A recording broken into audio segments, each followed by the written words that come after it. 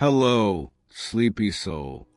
Welcome to this quiet journey beneath the waves. If you're listening to this now, in the stillness of the night, or perhaps in the gentle hours of the afternoon, when the world feels too loud, you've found the right place. This is a space for rest, a space for your mind to slow down, to soften, to simply drift. Tonight, we're going beneath the surface of the ocean, not with urgency, but with the slow, patient rhythm of water itself. There's nowhere you need to be, nothing you need to remember. Just let yourself sink into these words, into this journey, the way a leaf might settle onto the surface of a still pond and slowly, gently begin to descend. Let your eyes grow heavy if they wish. Let your breathing find its own natural pace. There's no right way to listen to this. You might hear every word, or you might drift away halfway through a sentence. Both are perfect. We're going to ascend together from the bright surface of the ocean, down through layers of fading light, into the deep twilight where the sun becomes just a memory, a gentle descent, a slow darkening, a journey into rest. Let's begin at the surface. Let's begin where the light still dances. Imagine, if you will, standing at the edge of a calm sea. The sun is warm on your shoulders. The water before you is that perfect, brilliant turquoise, the color of tropical shallows, of postcards and daydreams. It's inviting. It's safe. Now imagine stepping into that water. Not a jump, not a dive, but a slow walk forward. The water rises to your ankles, your knees, your waist. It's warm at first, heated by the sun that has been pouring its light into these upper meters all day long. And then you let yourself sink beneath the surface. The world above becomes muffled. The sounds of wind, of birds, of the distant hum of civilization, all of it fades into a soft, liquid silence.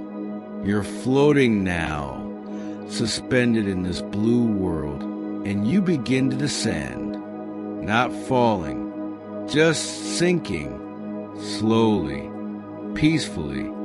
This is the epipelagic zone, the sunlight zone, the bright, busy layer of the ocean where light reaches easily, where most of the life we think of when we picture the sea makes its home. But we're not staying here. We're going deeper. We're following the light as it fades. As you sink beneath the surface, the first thing you notice is the color, that bright turquoise, that cheerful crystalline blue. It begins to change almost immediately. Water is a filter. It absorbs light, and it doesn't absorb all colors equally. The warm colors go first. Red light, the light of sunsets and roses, disappears within the first few meters. By the time you descended just 10 meters beneath the surface, reds have vanished completely. A red fish at this depth would appear gray. A drop of blood would look green. The ocean has stolen the warmth from the spectrum. Orange follows next, then yellow, each wavelength of light absorbed by the water molecules, scattered by particles, until only the cool colors remain. By 30 meters down, you're floating in a world of blues and greens. The water around you glows with that deep, saturated color. The color of sapphires, of stained glass windows in ancient cathedrals. It's beautiful. It's still bright enough to see clearly, but the warmth is gone.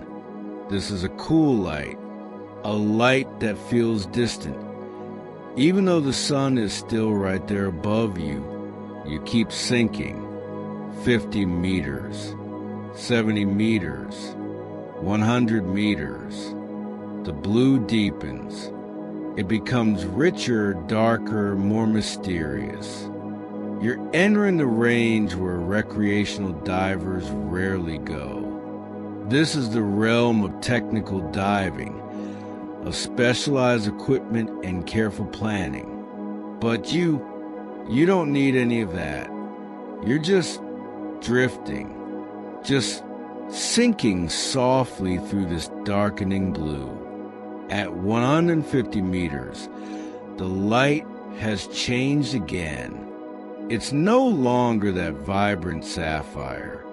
It's becoming indigo, deep dark indigo, the color of a summer sky just after sunset, when the last light is draining from the world and the first stars are beginning to appear.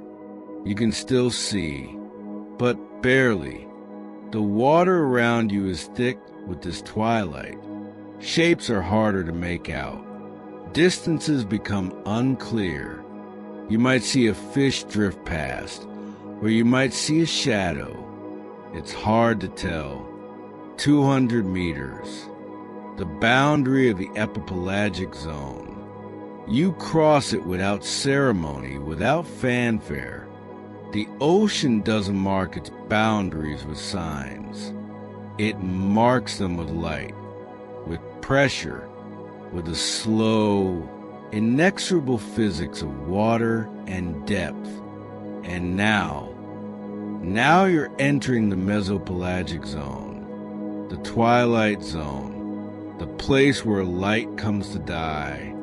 The mesopelagic zone extends from 200 meters to 1,000 meters beneath the surface.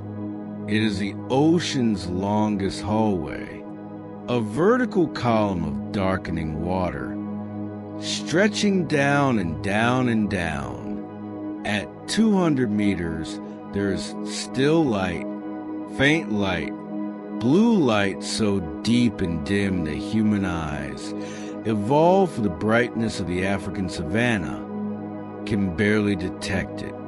But it's there, a whisper of the sun, a rumor of the surface. The creatures that live here have evolved to see it. Their eyes are enormous, telescopic. Some fish in this zone have eyes that take up half their skull, all the better to capture every last photon drifting down from above. They stare upward, always upward, watching for the silhouettes of prey against that faint glow. As you continue to sink, 300 meters, 400 meters, the light continues to fade. It's not a sudden darkness. It's a gradient, a spectrum. The ocean is patient. It takes its time erasing the sun. At 400 meters, the light is so faint that it's hard to say it's there at all. Perhaps it's blue. Perhaps it's black. Perhaps it's something between, a color that doesn't have a name, a color that exists only here, in this deep, silent water. You can feel the pressure now, not painfully, but noticeably. Each meter of water above you adds weight. At the surface, the atmosphere presses down on you at 14 pounds per square inch. Here, at 400 meters, the pressure is 40 times that, 560 pounds per square inch. Enough to compress air tanks, to squeeze wetsuits, to make human lungs the size of oranges. But you don't feel pain. You're just observing, just noticing. The pressure is enormous, yes, but it's evenly distributed. It presses on you from all sides like a firm, constant embrace. The ocean holds you. The ocean always holds you. 500 meters, 600 meters. The light is a memory now. A faint, ethereal glow coming from above, like moonlight through thick clouds. You shouldn't be able to see it at all, and yet, there it is. The faintest suggestion of brightness. The last echo of the sun. The water here is cold. At the surface, it might have been 25 degrees Celsius, warm and tropical. Here, it's dropped to perhaps 8 degrees, 10 degrees. The warmth of the sun doesn't reach this far. Heat, like light, is absorbed by the water. Only the cold remains.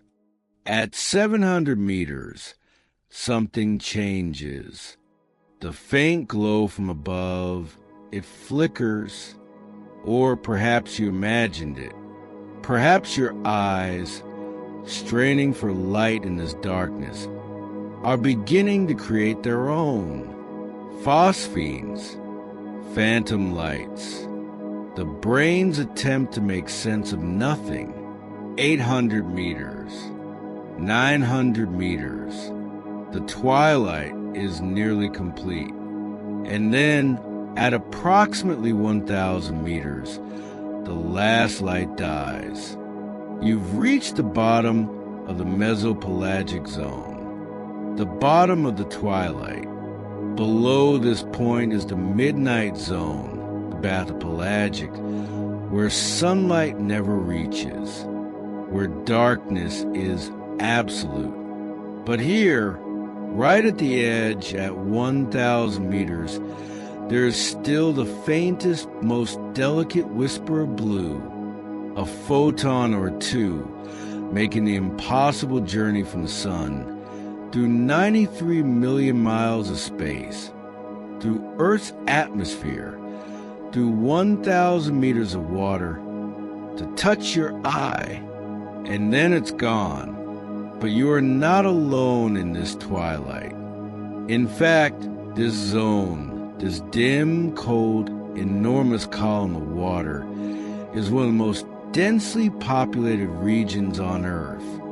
Every night, billions upon billions of creatures gather here, and then, together, they rise.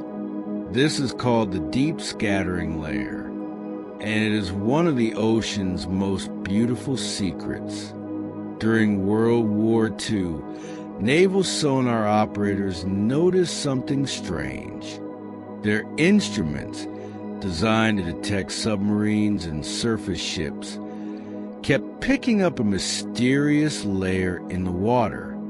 It appeared to be a solid boundary, something that reflected sound waves back to the ship. But it wasn't the ocean floor. It was too high, too variable. And then, every evening at sunset, the layer would rise, slowly, steadily, ascending toward the surface like a vast, living ceiling. And every morning at dawn it would sink again. They thought their instruments were malfunctioning, but the instruments were working perfectly. They had discovered the largest migration on Earth. What they were detecting was not a single creature, but countless creatures. Millions upon millions of small fish, squid, krill, jellyfish, and shrimp, all packed so densely that they reflected sonar like a solid object. During the day, these animals hide in the deep twilight, safe from predators that hunt by sight. But at night, when darkness covers the surface, they rise. They rise to feed. The surface waters are rich with phytoplankton, microscopic plants that convert sunlight into energy during the day. And feeding on the phytoplankton are zooplankton, tiny animals, barely visible, drifting in the currents. This is the food. This is what draws the deep scattering layer upward every night. The migration begins at sunset. As the last light fades from the surface, the signal is given, not a conscious decision, but an instinct older than memory. The creatures of the mesopelagic zone begin to swim upward. They don't rush. They rise slowly, steadily, like a vast cloud ascending to the water column. Lanternfish, their bodies lined with bioluminescent organs, glowing softly in the darkness.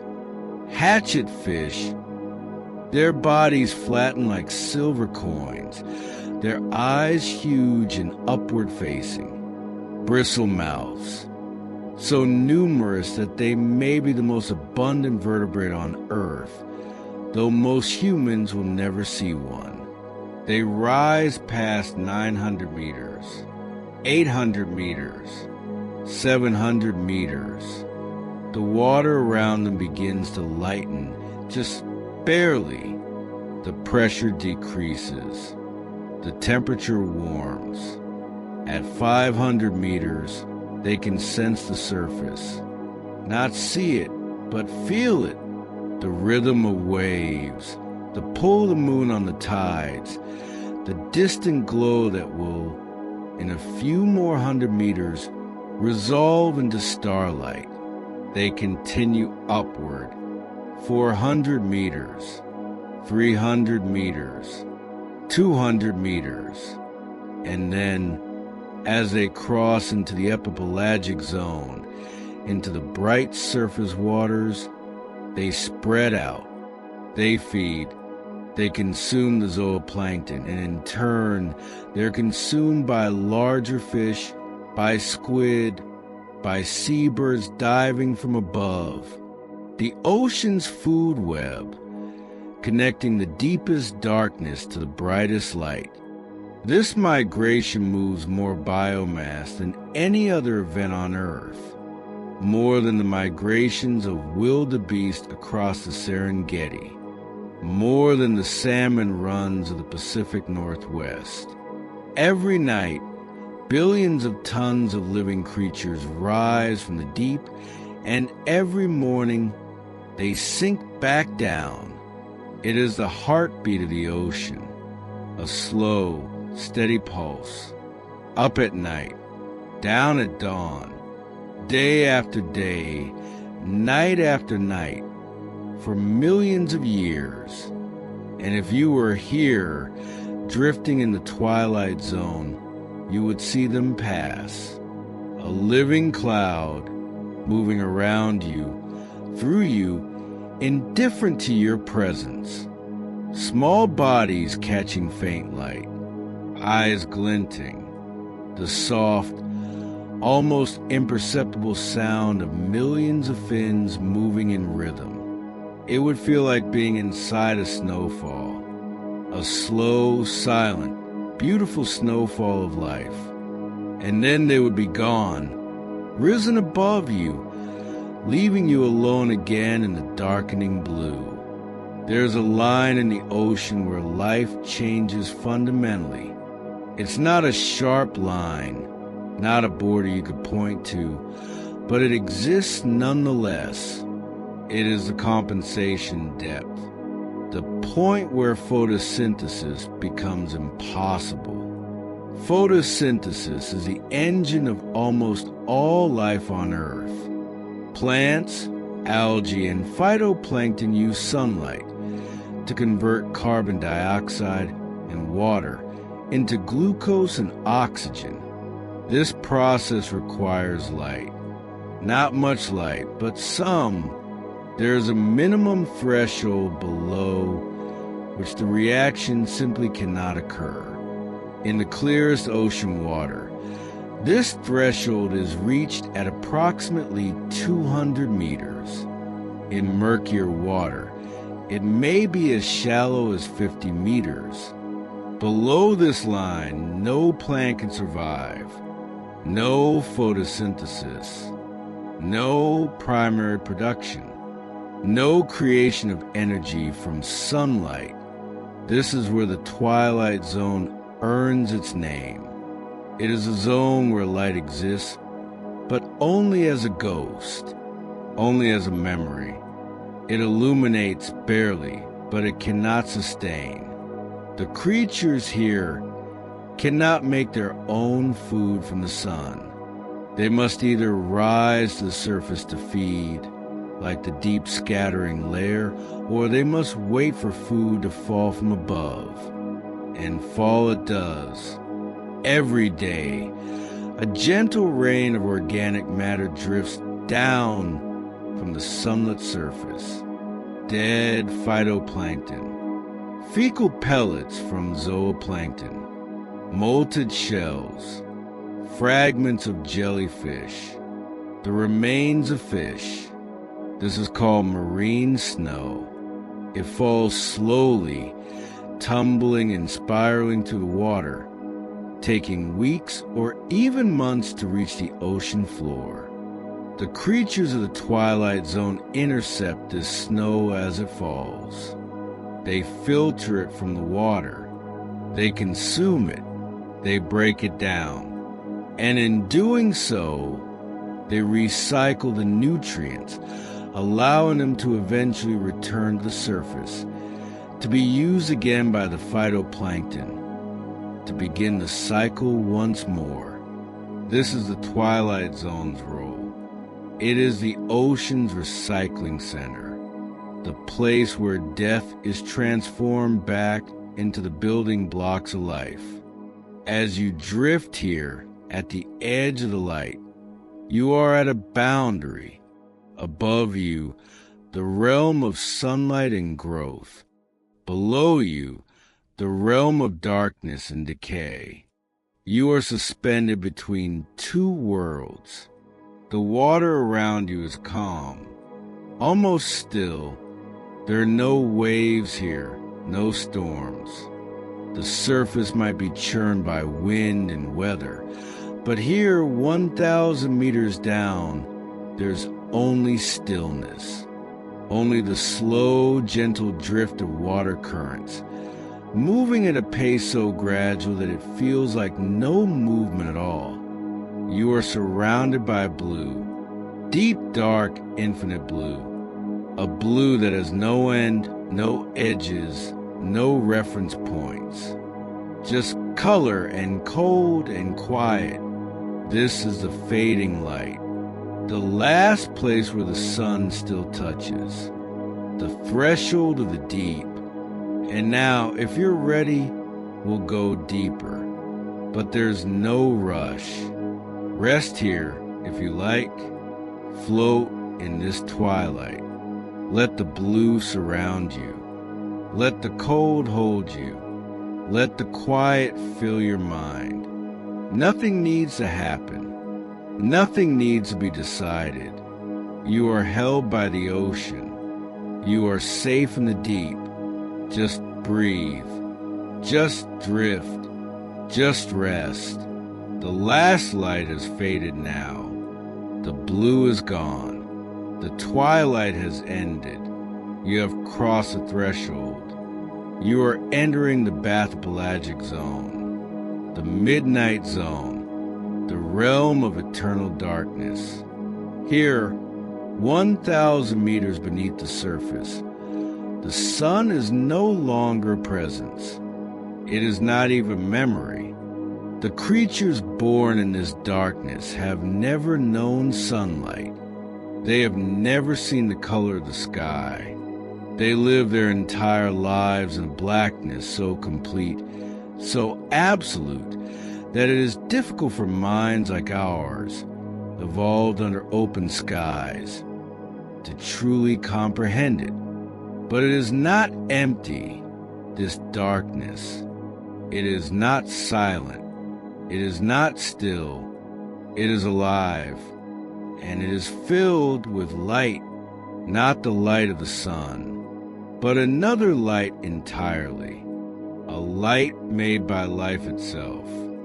Let yourself sink deeper. Let the darkness wrap around you like a soft blanket. Let your eyes adjust, not to brightness, but to the absence of it. And slowly, very slowly, you will begin to see, at 1,000 meters beneath the surface, the pressure is now 100 times greater than at sea level, 1,400 pounds per square inch, enough to crush a human skull instantly, to collapse lungs, to compress a submarine hull like a tin can. But you feel only the embrace of the water, the constant, even pressure from all sides. It is not hostile. It simply is. This is the weight of the ocean. This is what it means to be deep. The temperature has dropped further. At the surface, the water might have been warm, tropical, inviting. Here, it hovers just above freezing, 4 degrees Celsius. Cold enough that without the insulation of blubber or the antifreeze proteins in their blood, most surface creatures would die in minutes. But the creatures here do not notice the cold. They were born into it. They know nothing else. To them, this is not cold. This is simply water and the darkness, the complete enveloping darkness. When we say dark, we usually mean a room at night with the lights off. We mean a forest under a clouded moon. We mean the darkness between street lights. But there's always some light, the glow of a digital clock, the distant shine of a city, starlight filtering through a window. Here, there is none of that. Here, darkness means the absence of photons, the absence of electromagnetic radiation in the visible spectrum. It is a darkness so pure that if you held your hand 1 inch from your face, you could not see it. You could not see anything. Or rather, you should not be able to see anything. But life, as it always does, has found a way, bioluminescence, the production of light by living organisms. It is one of the most beautiful adaptations in the natural world, and nowhere is it more abundant than here in the deep ocean. Approximately 90% of the creatures living in the midnight zone can produce light. 90%.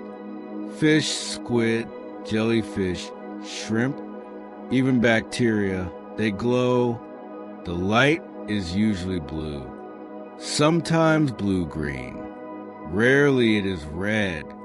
These are the colors that travel best through water, the colors that are least absorbed. The ocean has taught these creatures which frequencies to use. The light comes from a chemical reaction. A molecule called luciferin combines with oxygen in the presence of an enzyme called luciferase. The reaction releases energy in the form of photons. Light without heat, cold light, ghostly light. Some creatures produce this light themselves, generating the luciferin within their own cells. Others have formed partnerships with bacteria. Bioluminescent bacteria live inside specialized organs in a fish's body, glowing constantly, fed and protected by their host. In exchange, the fish controls the light, using shutters of dark tissue to reveal or conceal the glow. But why? Why make light in a world of darkness? The reasons are as varied as the creatures themselves, but they all come down to survival. Imagine you are a small fish drifting in the midnight zone. Above you, far above, there's the faintest suggestion of light filtering down from the surface.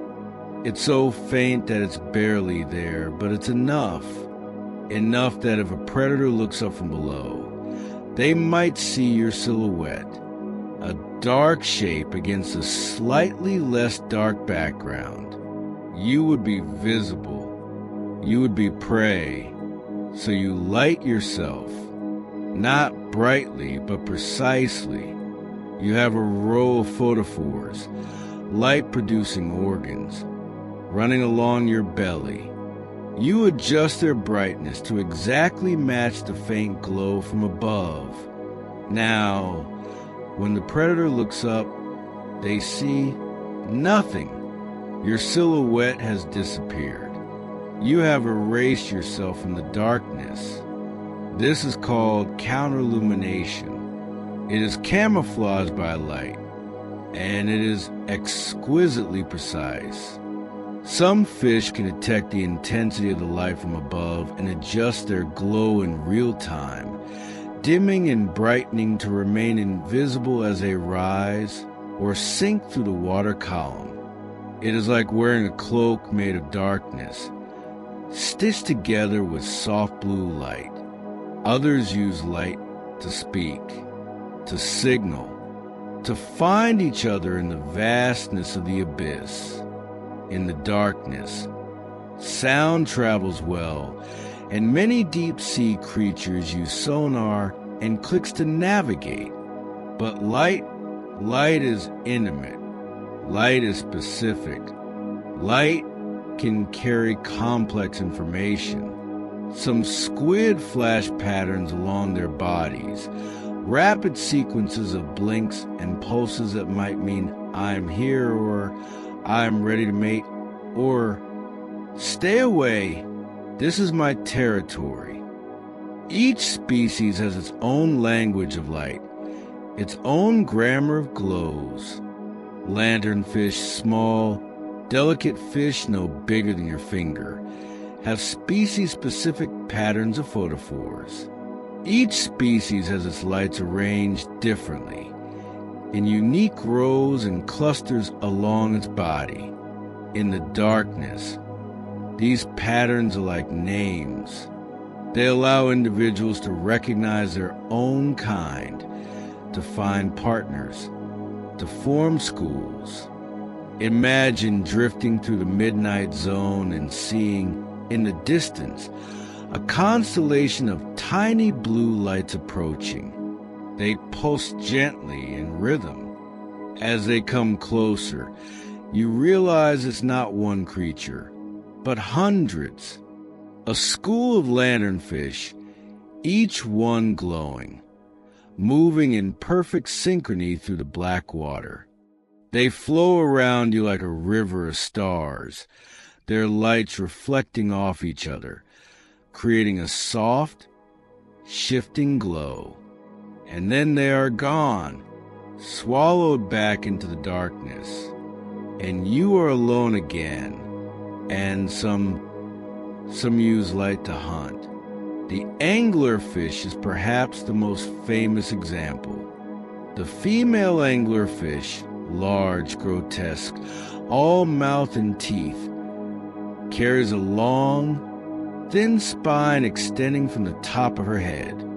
At the tip of this spine is a glowing lure, filled with bioluminescent bacteria. She hangs motionless in the water, waiting. The lure glows softly, a gentle blue beacon in the emptiness. It looks like prey. It looks like something small and edible, something worth investigating. And when another fish, hungry and curious, swims close to investigate, the anglerfish strikes. Her jaws snap shut with horrifying speed. The meal is over in an instant, but most of the time, she simply waits, drifting, the lure glowing, patient. The darkness around her is so complete that the only thing visible is that single point of light, hovering in the void like a distant star.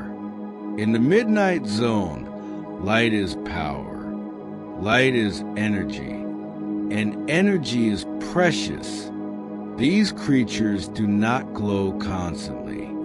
They glow when they need to. A quick flash to startle a predator, a slow pulse to attract a mate, a sudden burst to illuminate prey.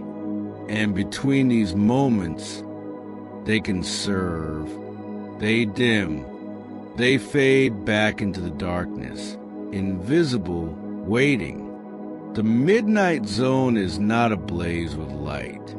It is punctuated by light. Here, a soft glow. There, a brief flash. In the distance, a slow pulse. These are not fireworks. These are gentle pulses. Ghostly blue lanterns drifting in the void. It is like watching stars through a dark window. Occasional, quiet, beautiful. As you drift here, suspended in the darkness, you begin to notice something else. Something soft brushing past your face, touching your arms, drifting through the water all around you. At first, you think it might be your imagination, but no, it's real. It's everywhere. It looks like snow, tiny white flakes, tumbling slowly downward through the black water, spiraling, drifting, a silent, constant snowfall. This is called marine snow, and it is falling all the time. Every second of every day, in every part of the deep ocean. It has been falling like this for millions of years. Marine snow is not snow in the frozen sense. It is not ice. It is organic matter, the remnants of life from the surface. Everything that lives in the sunlit zone eventually dies, or sheds, or secretes. Dead phytoplankton, molted shells from crabs and shrimp, mucus webs spun by larvaceans, fecal pellets from zooplankton, fragments of jellyfish, their bodies breaking apart in the currents, pieces of larger fish killed by predators or disease, their bodies slowly disintegrating as they fall. All of this matter, this organic debris, is denser than water, and so it sinks. It sinks slowly, gently. A single flake of marine snow might fall at a rate of only 100 meters per day. At that speed, it would take 10 days to fall from the surface to 1,000 meters, 40 days to reach the abyssal plain at 4,000 meters. As it falls, it aggregates. Small particles stick together, forming larger clumps. These clumps catch more particles, growing bigger, heavier, falling faster. By the time marine snow reaches the deep ocean, some flakes are as large as your fist. They tumble through the darkness like slow, silent meteors. The snow is food. It is the primary source of nutrition for the midnight zone. The creatures here cannot photosynthesize. They cannot rise to the surface every night like the deep scattering layer. They are too deep, too adapted to the pressure and the cold. So they wait, and they catch the snow as it falls. Some filter the water, their delicate appendages sweeping through the darkness, capturing flakes. Others are more active, swimming in slow circles, mouths open, gulping. Still others sit on the ocean floor, which is far below, and wait for the snow to settle around them like a blanket.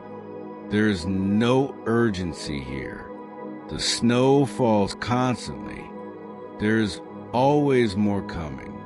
The creatures do not rush. They do not compete with the frenzy of surface feeders. They simply exist. They eat when food passes by. They rest when it does not. The snow drifts down past you now. You can see it in the faint glow of a passing jellyfish, illuminated for just a moment. Hundreds of white flakes, suspended in the water, hanging like stars in a black sky. You reach out, and a flake touches your hand. It is soft, almost insubstantial.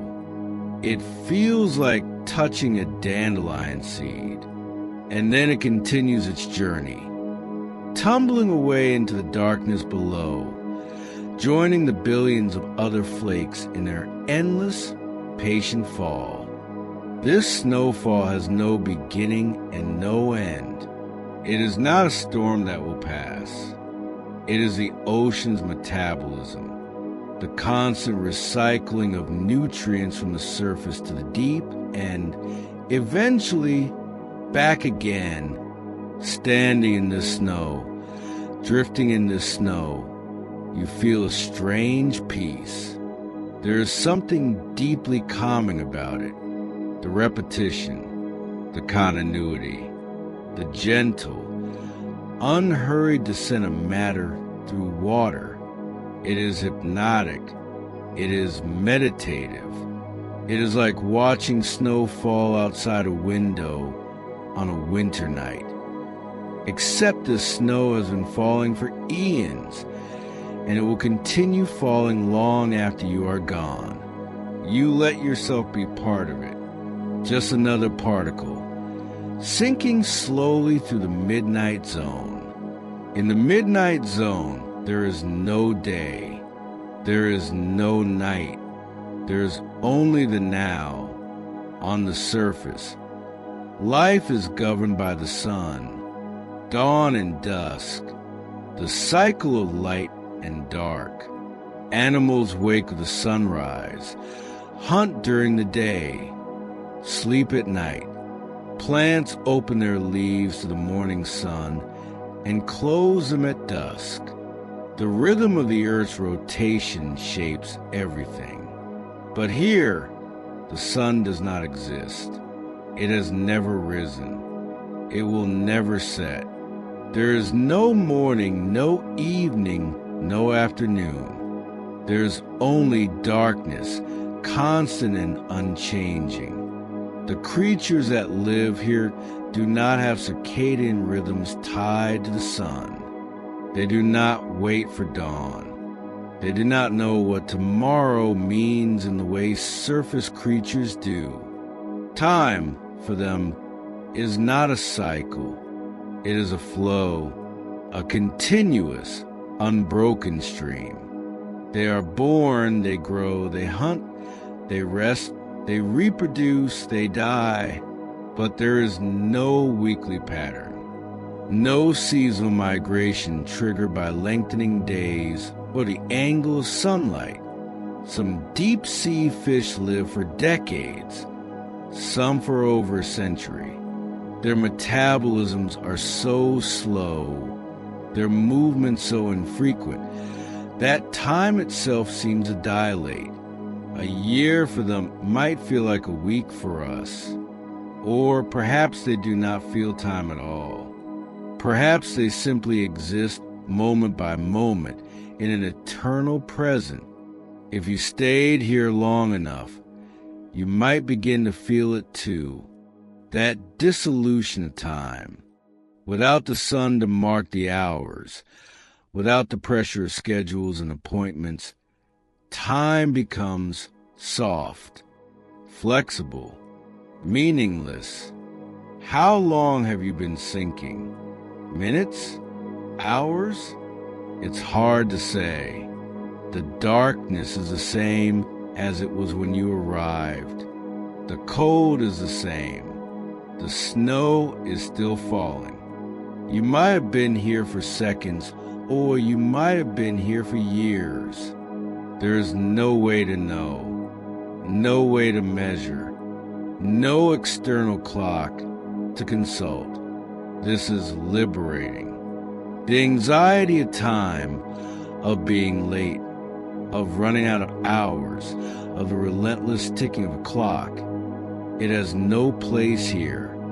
Time is not chasing you. Time is not even watching. You are simply here, existing, floating in the darkness, watching the snow fall, seeing the occasional pulse of blue light from a passing creature. There is nothing to do, nowhere to be, no past to regret, no future to worry about. Just this moment, this darkness, this quiet. The midnight zone teaches a kind of presence that is almost impossible to achieve in the world above. Up there, everything is movement and noise and urgency. Down here, everything is stillness and silence and patience. The creatures here do not hurry. They cannot afford to. Energy is scarce. Food is sporadic. Every movement must be calculated, intentional. So they wait, they drift, they conserve, and in that conservation, in that stillness, there is a kind of wisdom. Perhaps this is what sleep is, in a way, a return to the midnight zone, a descent into darkness where time stops, where the noise of the day fades, where you are held in stillness until you are ready to rise again. You are deep now, deeper than most humans will ever go, deeper than light, deeper than time. The midnight zone stretches below you for another 3,000 meters, 3 kilometers of darkness, cold and snow. You could keep sinking if you wanted, down to the abyssal plain, down to the trenches, but there is no hurry. There is no destination. You are already where you need to be. Here in the darkness, here in the cold, here watching the snow fall and the lights pulse. You can rest here. Let your thoughts slow.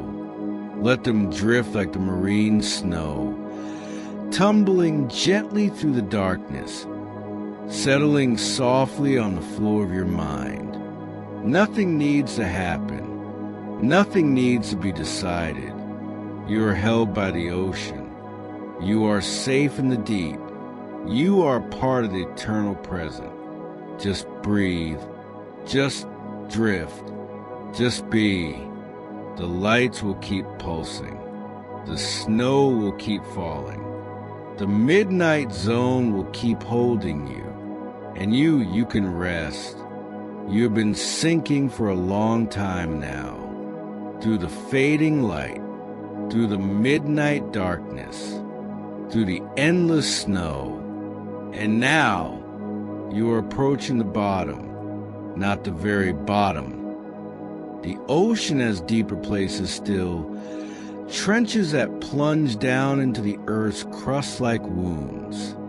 But for most of the ocean, this is the floor, the foundation, the resting place. This is the abyssal zone. For 1,000 meters beneath the surface, for kilometers of water pressing down from above, 580 times the atmospheric pressure at sea level, 8,500 pounds per square inch.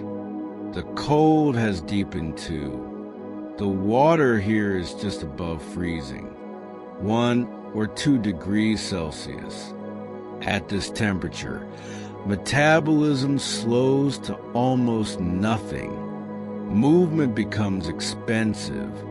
Life becomes patient. You can feel something below you now. Not with your feet. You are still drifting, still suspended, but with some other sense.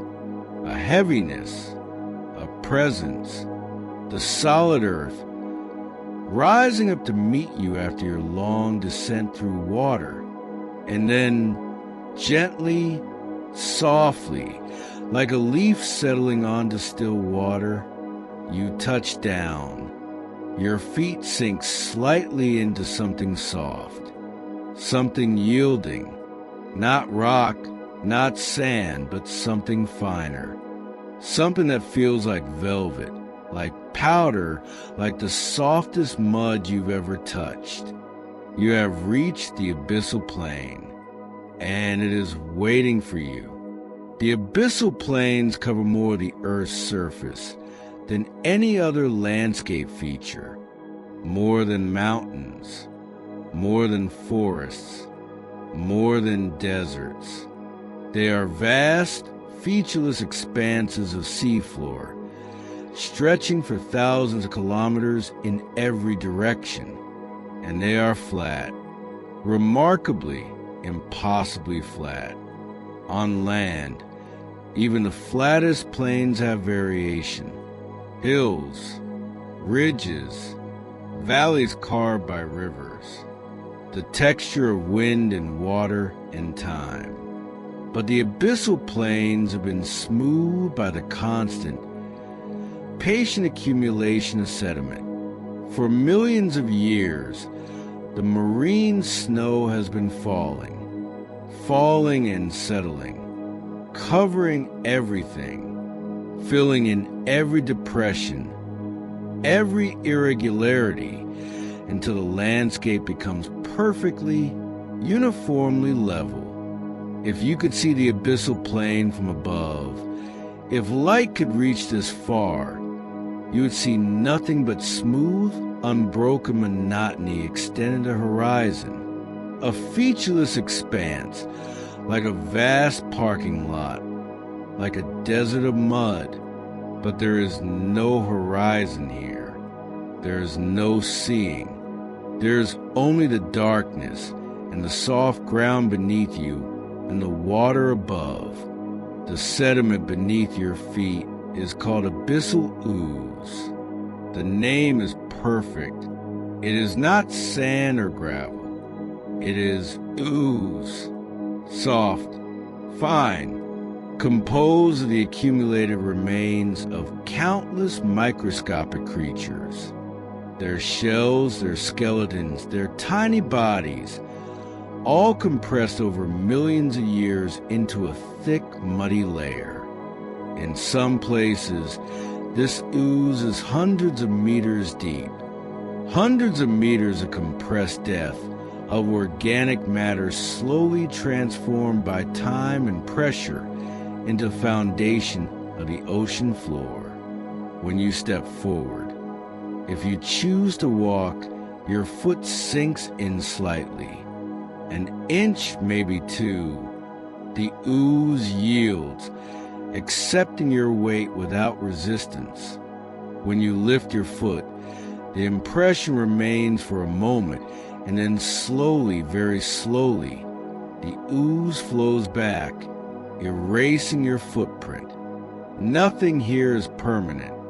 Even the marks you make are temporary, swallowed by the patient movement of sediment. You walk forward, if walking is the right word. It's more like drifting. Your movements are slow, dreamlike. The water resistance and the thick ooze beneath you make every step deliberate, intentional. You cannot rush here. The abyss does not permit haste. Around you, the plain extends in all directions. Flat, silent, Still, there are no currents here, or if there are, they move so slowly that they are imperceptible. The water is calm, motionless. It has probably been like this for centuries. You could walk for hours and see nothing change. The same darkness, the same flatness, the same soft ooze beneath your feet. It is monotonous, yes, but there is something deeply peaceful about monotony, something restful, no surprises, no sudden changes, just the same steady, reliable emptiness, extending forever. This is a landscape that asks nothing of you. It does not challenge. It does not threaten. It simply exists, vast and patient and indifferent. You stop walking. You stand still, and the silence wraps around you like a blanket. Silence in the human world is rare. Even in the quietest room, there is sound, the hum of electricity in the walls, the distant rumble of traffic, the beating of your own heart, the rush of blood through your ears. But the abyssal plane is different. Here, silence is not the absence of noise. It is the presence of something else. A weight, a density, a kind of stillness that feels almost physical. Sound travels differently in water than in air. It travels faster, farther.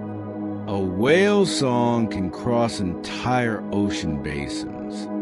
But here, for kilometers beneath the surface, with the thick ooze dampening vibrations and the immense pressure compressing everything, sound becomes rare. The creatures here do not make much noise. They do not need to. They are spread out, separated by kilometers of empty plain. They move slowly if they move at all. And in the darkness, sound is less useful than it is in the twilight zone above. Here, bioluminescence and chemical senses dominate. Here, communication happens through light and scent, not sound. So the abyss is quiet, profoundly quiet, the kind of quiet that makes you aware of your own breathing. The kind of quiet that makes you feel like any sound you make would be an intrusion. You stand on the plain, listening, not for something specific, just listening, and there is nothing, or almost nothing. Occasionally, very faintly, you might hear a soft settling sound. The marine snow, still falling, touching down on the ooze around you, a whisper of a sound, like dust landing on carpet, and then silence again. Or perhaps, in the distance, the slow scrape of something moving across the bottom, a creature foraging.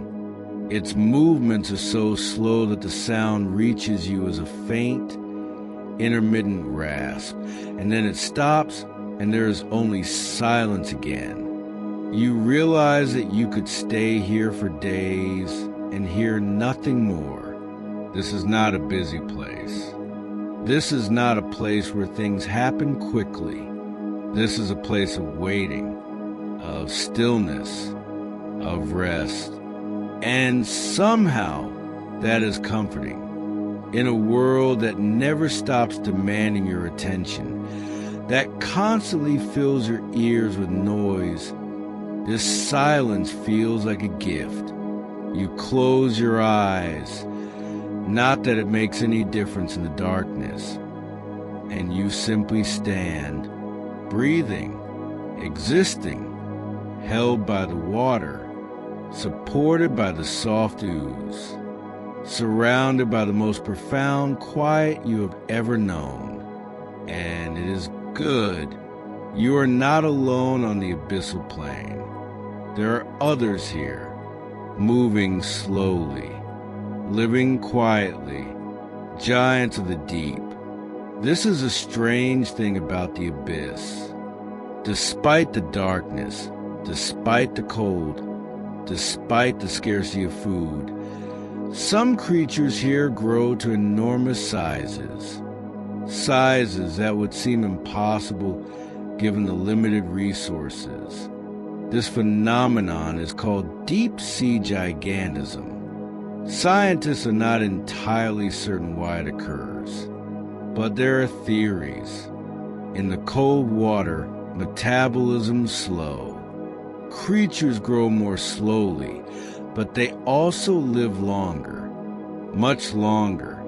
A deep-sea fish might take decades to reach maturity. A giant isopod might live for 50 years or more. And when you live that long, growing slowly and steadily, you can become very large indeed. The pressure helps too.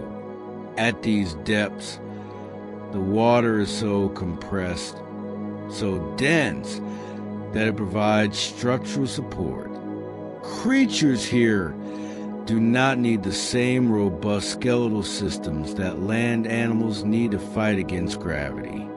They can afford to be softer, more expansive. The water holds them. And then there is the scarcity of food. It sounds counterintuitive that a lack of food would produce giants, but it makes sense when you consider strategy. In a place where meals are rare, a large body is an advantage. It stores more energy. It can survive longer between feedings. It can afford to wait. So the giants drift through the abyss, conserving energy, moving only when necessary, living lives of profound efficiency.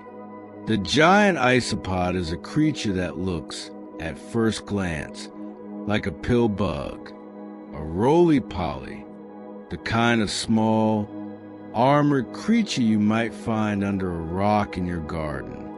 Except this one is as long as your forearm, 30 centimeters or more, pale, ghostly, its segmented armor plates overlapping like roof tiles, its many legs moving in slow, synchronized waves. It wanders the abyssal plain, walking on those delicate legs, antennae waving gently in front of it, searching for food. It is a scavenger. It eats whatever falls from above. The carcasses of fish and whales, the remains of squid, the endless marine snow accumulated into larger clumps. But food is rare. A whale carcass might fall once a decade in any given area of the plain. So the giant isopod has learned to wait. It can survive for years, yes, years, without eating. Its metabolism is so slow that a single meal can sustain it for months. When it does find food, it does not rush. It approaches slowly, deliberately. It feeds methodically, using its powerful mandibles to tear small pieces from the carcass. And when it is done, it moves on, resuming its slow patrol of the ooze. Watching it move is hypnotic. Each leg lifts and sets down with perfect timing. A wave of motion rippling from front to back. It does not hurry. It cannot hurry. Energy is too precious. Every movement is calculated. It is not monstrous. Despite its size, it is simply large and slow and patient. A creature perfectly adapted to a world where time moves differently. Even smaller creatures become giants here. Amphipods, tiny shrimp-like crustaceans that in surface waters might be no bigger than a grain of rice, can grow to the size of your hand in the abyss. They drift through the water just above the ooze, their bodies translucent, nearly invisible in the darkness. They feed on detritus, on fragments of organic matter, suspended in the water or settled on the bottom. Like the isopod, they move slowly. They have learned that stillness is survival. That movement costs energy, and energy is the most valuable resource in the abyss. Sometimes they simply hang in the water, motionless, for hours, waiting for a current to bring food to them, or waiting for the faint chemical signal of a carcass somewhere nearby. And when they do move, it is with a slow, graceful undulation, not swimming exactly, more like drifting with intention.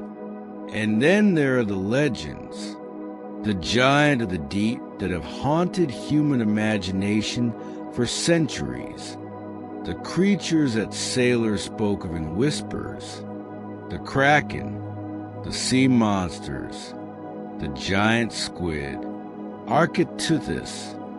For most of human history, the giant squid was thought to be a myth. Sailors reported seeing enormous tentacles rising from the depths, pulling ships under, battling whales. But no one had proof. No one had seen one alive. It was only in the last few decades that scientists finally captured footage of a living giant squid in its natural habitat. And what they found was not a monster. What they found was grace. The giant squid is enormous. Yes, it can grow to 12 meters in length, perhaps longer. Its eyes are the largest in the animal kingdom, as big as dinner plates, adapted to capture every available photon in the darkness. But it does not hunt with the frenzy of surface predators. It drifts. It hovers in the water column, arms trailing, waiting. Its movements are slow, deliberate. It uses jet propulsion, drawing water into its mantle and expelling it in controlled bursts, gliding to the darkness like a ghost. When it does hunt, it is with precision, not violence. It extends two long feeding tentacles, tipped with sucker-covered clubs. These tentacles shoot forward, faster than the eye can follow, grabbing prey and pulling it back to the beak hidden among the shorter arms. And then it returns to stillness. The giant squid is not aggressive. It is not a monster. It is simply a large predator, living in the only way the abyss permits, slowly, efficiently, patiently. Most of its life is spent drifting, conserving energy, waiting for the rare opportunity to feed. It is a creature of profound stillness, punctuated by brief moments of motion. If you encountered one here on the abyssal plane, it would not attack. It would simply observe. Those enormous eyes will regard you with what might almost seem like curiosity, and then it would drift away, fading back into the darkness, leaving you alone again. These creatures, the isopods, the amphipods, the squid, they have all learned the same lesson. In the abyss, slowness is strength, patience is survival, the ability to wait, to endure, to exist without urgency. This is what allows them to thrive in a place that seems, to human eyes, impossible. They do not fight against the scarcity of the abyss. They accept it. They work within it. They have become masters of efficiency, of conservation, of doing more with less. There's a kind of wisdom in that, a kind of peace. They are not stressed by the lack of food. They are not anxious about tomorrow. They simply are existing in the eternal present, just as the midnight zone taught you. And perhaps there is something we can learn from them. In our world of constant motion and endless demands, perhaps we have forgotten how to be still, how to wait, how to exist without urgency. The giants of the abyss remember, and they are willing to teach. If we are willing to listen, you stand on the abyssal plain, surrounded by these slow giants. You cannot see them in the darkness, but you can feel their presence. The faint movement of water as an isopod passes. The soft settling of ooze as something shifts its weight. They pay you no attention. You are not food. You are not threat. You are simply another presence in the vastness. And that is fine. That is enough. You realize that you have been standing here for a long time. How long exactly you cannot say. Time is dissolved again. Minutes, hours, days. It all feels the same in the unchanging dark. But it doesn't matter. There is nowhere you need to be. Nothing pulling at you. No urgency whispering in the back of your mind. You are 4,000 meters beneath the surface. You're standing on the flattest place on earth. You're surrounded by silence and stillness and patient giants. And you are resting. This is what the abyss offers. Not excitement, not adventure, not stimulation. Just rest. Deep, profound, uninterrupted rest. The kind of rest that comes from knowing you are held, that you are supported, that nothing will disturb you here. The ooze beneath your feet is soft. The water around you is still. The darkness is complete. And the giants move slowly through their ancient routines, indifferent to your presence, models of patience and endurance. You can stay here as long as you need. There is no rush. The abyss has been here for millions of years, and it will be here for millions more. It can wait for you. It can hold you. Let yourself sink deeper into the ooze. Let your body relax and to support the earth beneath you, the water around you. Let your breathing slow to match the pace of the giants. Deep, infrequent, efficient. Nothing needs to happen. Nothing needs to be thought. You are simply here, simply existing, simply resting. The abyssal plain stretches on forever in all directions. Flat, silent, still, and you are part of it now. Another presence in the vastness, another particle of life, drifting in the eternal dark. And that is enough. That is more than enough. Just breathe. Just be. Just rest. The abyss will hold you. The giants will watch over you. And you can finally, truly rest. You thought you had reached the bottom. The abyssal plain felt like the end of the journey, the final resting place. And for most of the ocean it is, but not here, not where you are standing now, because ahead of you, the plane begins to slope. Gently at first, barely noticeable. But as you walk forward, the angle increases. The soft ooze beneath your feet starts to tilt. You are descending again. You have found a trench, a great crack in the ocean floor, a wound in the Earth's crust where one tectonic plate slides beneath another, creating a chasm that plunges deeper than anywhere else on the planet. This is a Hadal Zone, named after Hades, the ancient Greek underworld, the realm of the dead, the deepest place. You stand at the edge, looking down into the slope, though of course you cannot see it. The darkness is the same here as it was on the plane. Complete, absolute, but you can feel the change. The ground falling away, the sense of vast, empty space opening below you, and slowly, carefully, you begin to descend once more. The water around you grows heavier, denser.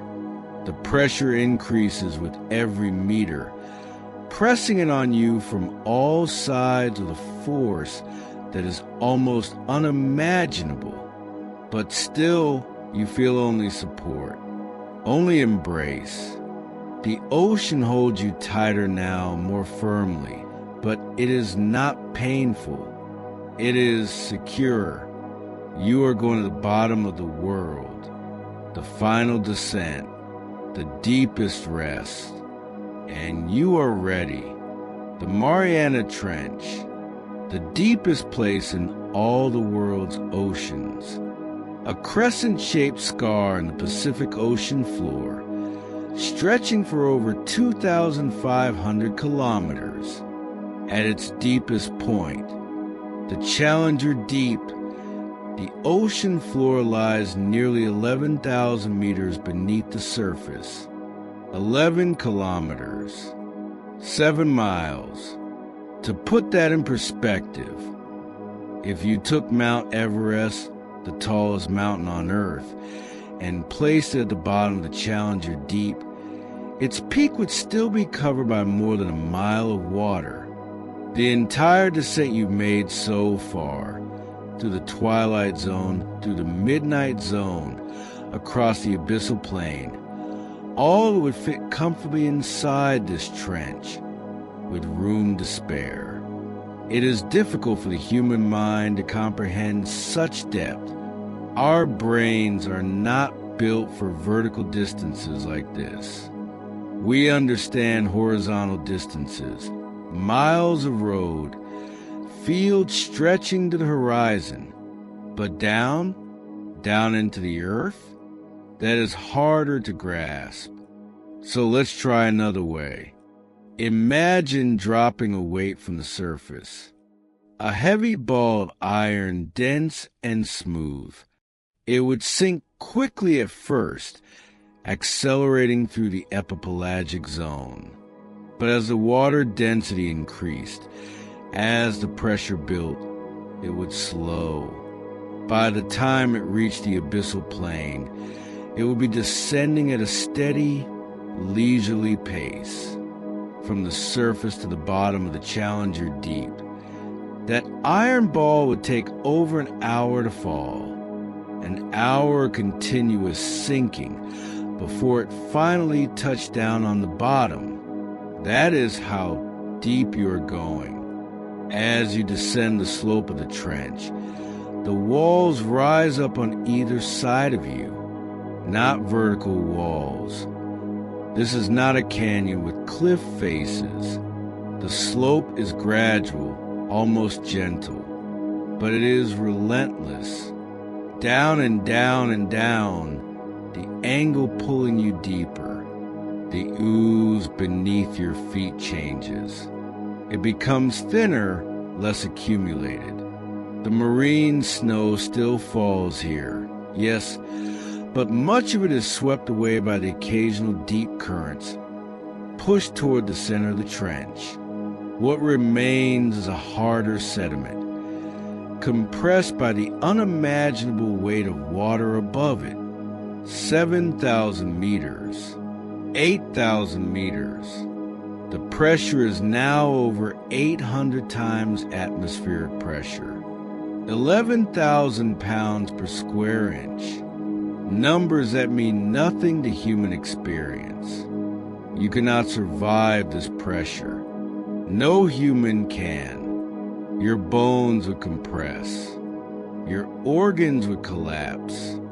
Air spaces in your body would shrink to nothing. But you are not bound by those limitations here. This is a journey of the mind, and your mind can go anywhere. 9,000 meters, 10,000 meters. You are in a place where only a handful of humans have ever been, even in submersibles. Fewer people have visited the Challenger Deep than have walked on the moon. This is the most remote place on Earth, not because of distance, but because of depth.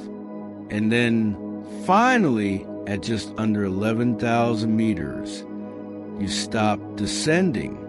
Your feet touch bottom, not the soft, yielding ooze of the abyssal plain, but firmer ground. Still soft, still sediment, but compressed by the sheer weight of the ocean into something more substantial. You have arrived. The bottom of the world, the deepest point on Earth's surface, the place where there is nowhere left to go but up, and it is quiet, still, waiting. The pressure here is almost incomprehensible. 8 tons per square inch, 16,000 pounds pressing on every square inch of surface area. If you were to hold out your hand, palm up, the pressure on just that one hand would be equivalent to 50 jumbo jets stacked on top of it. But here is the strange thing. Here is the beautiful thing. That pressure, it creates stability on the surface. Water is always moving. Waves crash. Currents swirl. Storms churn the sea into chaos. Even in calm weather, there is motion. The push and pull of tides, the circulation of warm and cold water, the constant restlessness of a fluid medium. But here, in the Hadal Zone, the pressure is so immense that the water becomes almost solid. Not literally solid, but dense in a way that surface water is not. Movement becomes difficult. Currents are rare. The water here has been in place for centuries, perhaps millennia. It is old water, ancient water. And because movement is difficult, because the pressure equalizes everything, there is a profound stability here. Nothing rushes, nothing crashes, nothing changes suddenly. The temperature is constant. It does not fluctuate with the seasons or the time of day. It is always just above freezing. Always has been, always will be. The darkness is constant. There is no dawn, no dusk, no variation in light. Just darkness, unending and unchanging. Even the chemistry of the water is constant. The dissolved oxygen, the salinity, the pH, all of it remains stable year after year, decade after decade. This is a place where change happens so slowly that it is almost imperceptible, where the passage of time can be measured not in days or years, but in geological epochs, where a grain of sediment might rest on the bottom for 10,000 years before being disturbed. Think of it this way. The pressure is not crushing you. It is holding you.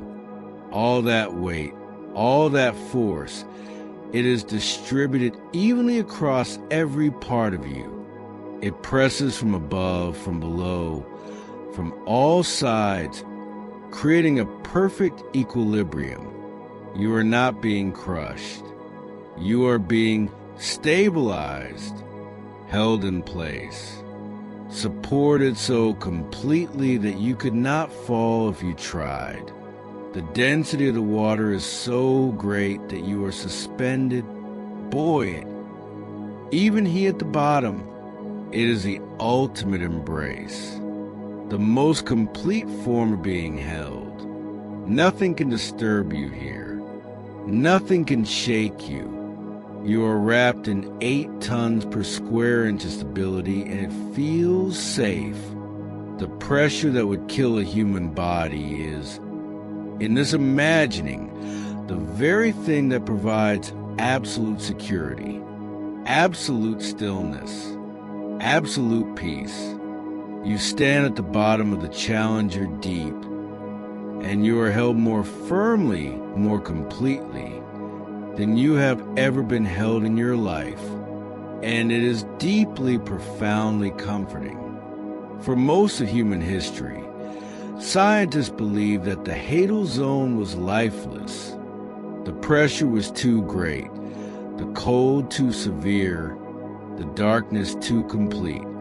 Surely nothing could survive in such an extreme environment, but they were wrong. Life, as it always does, found a way. The creatures that live here are few, and they are strange, but they are beautiful in their strangeness. And none is more beautiful, more improbable than the Mariana snailfish. You might expect a creature living under 8 tons of pressure to be armored, heavily built, dense and compact, like a deep-sea tank. But the Mariana snailfish is the opposite. It is soft, delicate, almost translucent. It looks, if anything, like a tadpole. A small, pale tadpole with fins that wave gently, almost lazily, as it hovers just above the bottom. Its body is gelatinous, yielding, with very little skeletal structure. Its skin is thin enough that you can see through it to the organs beneath. And yet, this fragile-looking creature lives at depths of over 8,000 meters. It thrives in the Hadal Zone, in a place where the pressure should, by all logic, destroy anything so soft. How? The secret is in its cells. The snailfish's body contains specialized molecules, osmolytes, that stabilize its proteins under extreme pressure.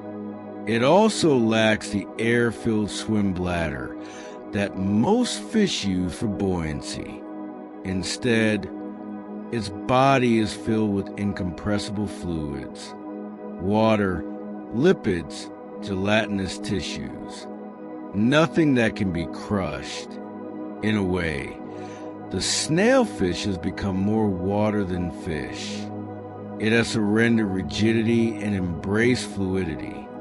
And in doing so, it has become perfectly adapted to the most extreme environment on Earth.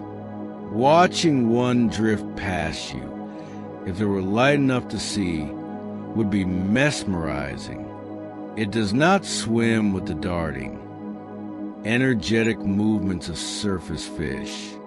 It glides, it hovers, it moves with a slow, dreamlike grace, as if the water around it is thick honey. Its eyes are small, functional, but not large like the eyes of Twilight Zone fish. Down here, even bioluminescence is rare. There is nothing to see, so large eyes confer no advantage. Instead, The snailfish relies on other senses, lateral lines that detect pressure changes in water, chemical receptors that taste the currents for traces of food. It feeds on the tiny amphipods and other invertebrates that make their home in the trench. It does not chase them. It does not hunt with speed or aggression. It simply finds them, drifts up to them, opens its small mouth, and gently consumes them. Everything about the snailfish is gentle, soft, unhurried. It is a creature that has mastered the art of yielding, of accepting the pressure rather than resisting it, of being fragile and surviving anyway. There's a lesson in that. In the Hadal Zone, strength does not come from hardness. It comes from flexibility, from the ability to bend without breaking, from the wisdom to know that sometimes the softest approach is the strongest. The snailfish drifts away, fading into the darkness, and you are alone again at the bottom of the world. But you carry its lesson with you. Softness is not weakness. Fragility is not failure. Even in the harshest conditions, gentleness can survive. For a long time, scientists believed the Hadal Zone was silent. Not just quiet, but truly silent. With no light, no photosynthesis, and very little life, what could possibly make sound? But when they finally lowered hydrophones, underwater microphones, into the trenches, they discovered something unexpected. The Hadal Zone is not silent at all. It has a voice, a low voice, a deep voice, the voice of the earth itself. Listen, if you quiet your mind, if you let go of all the surface noise, the thoughts, the worries, the internal chatter, you can hear it, a low rhythmic rumble, not loud, not sharp, just present, a subsonic thrumming that you feel as much as hear.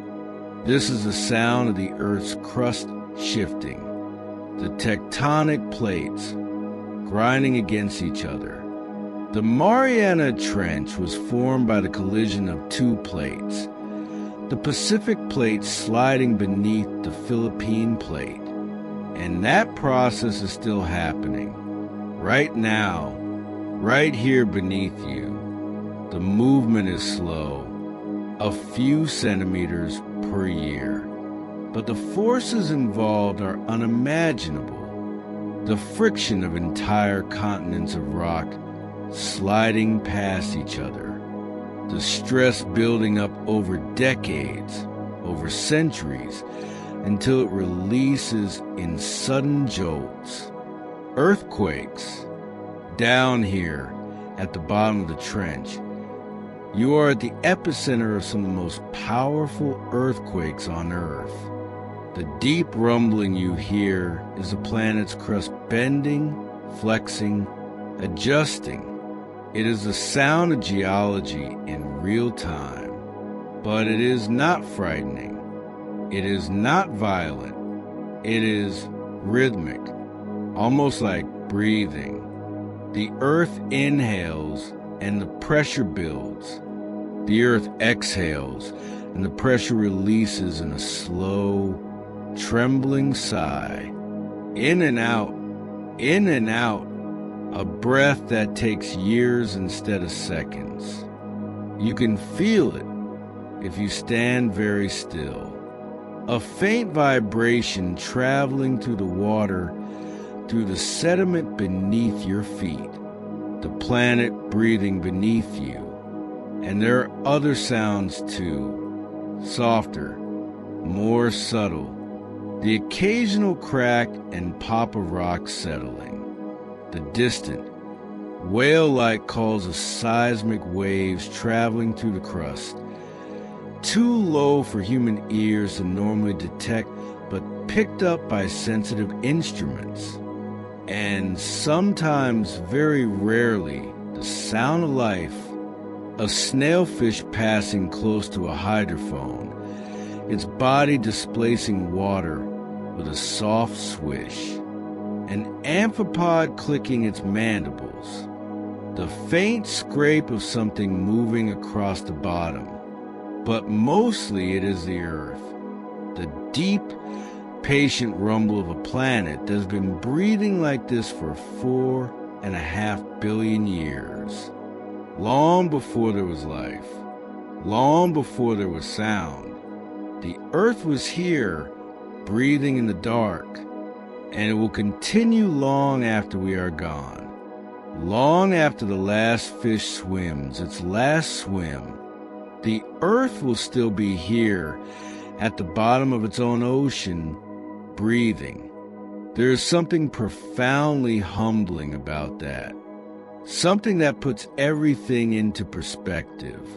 Your worries, your anxieties, your racing thoughts.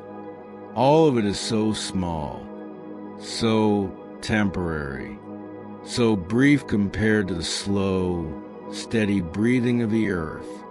You stand at the bottom of the world, listening to the planet breathe, and you realize you are part of this, not separate from it, not a visitor or an intruder.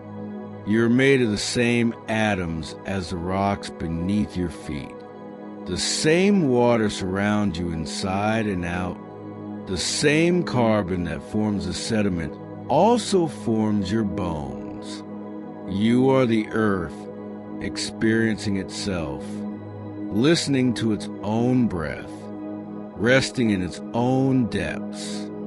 And in that realization, there is peace. This is as far as you can go.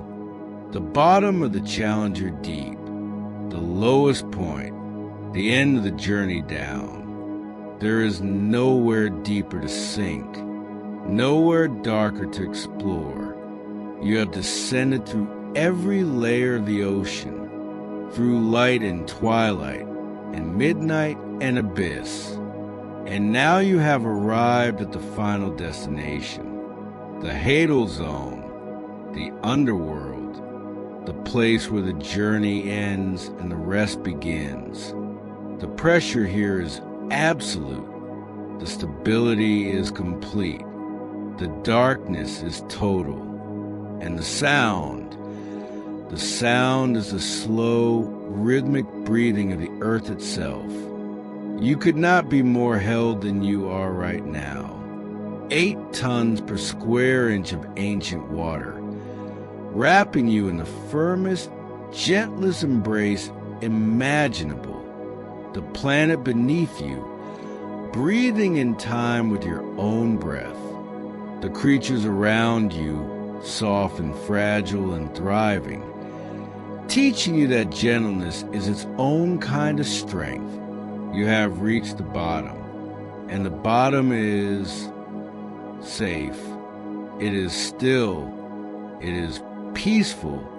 There is nothing to do here, nothing to achieve, no further depth to seek. You have arrived, and now you can simply rest. Let your body sink fully into the sediment. Let the pressure support you completely. Let the earth's breath synchronize with your own. Let the darkness fill your mind until there are no thoughts left. Only the deep, quiet awareness of being held. You are at the bottom of the world. And the bottom is where you can finally, truly let go. Nothing will disturb you here. Nothing will demand anything of you. You are wrapped in 11 kilometers of water, held by 8 tons of pressure, supported by 4.5 billion years of planetary breath. You are safe. You are still. You are deeply, profoundly at rest. Just breathe with the earth.